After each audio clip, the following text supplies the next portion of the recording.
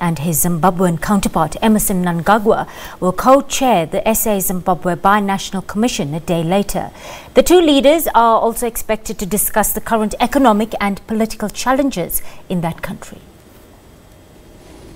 Two former British colonies sharing a border, having strong political and economic ties. This will be the third session of the Binational Commission at the heads of state level. It was launched in 2015. The two countries have signed 45 agreements. That includes trade and investment, defense, taxation, tourism, and labor.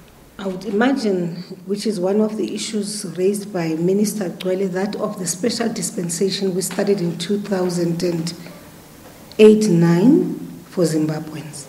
I would imagine that the ministers, when they meet, and the heads of state will also be interested to hear what progress has been made, whether in fact there's been a review of that special dispensation, and if there has been a review of the special dispensation, what is the way forward in dealing with issues of undocumented migrants in South Africa. But the current political situation in that country is also likely to be discussed. There has been a request from both opposition parties and the ruling party for South Africa to intervene. The opposition has called for an independent mediator. The ruling party has not ruled out dialogue, but believes the country is capable of resolving its own issues.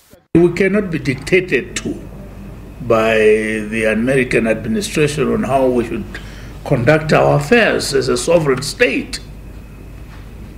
We have made that very clear, but we have never said we're at war with anybody. Neither are we saying we're abandoning engagement and the re-engagement policy. No.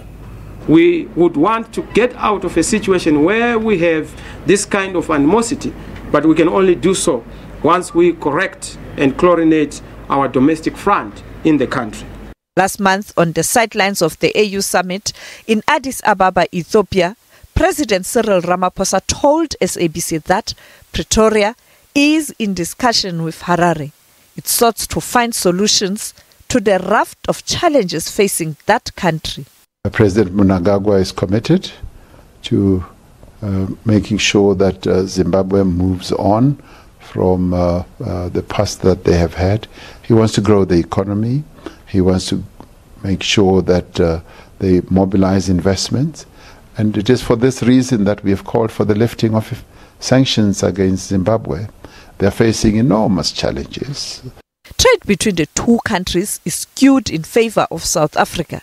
Zimbabwe is one of South Africa's top trading partners on the continent. Sophie Mkwena, SABC News. The Kun and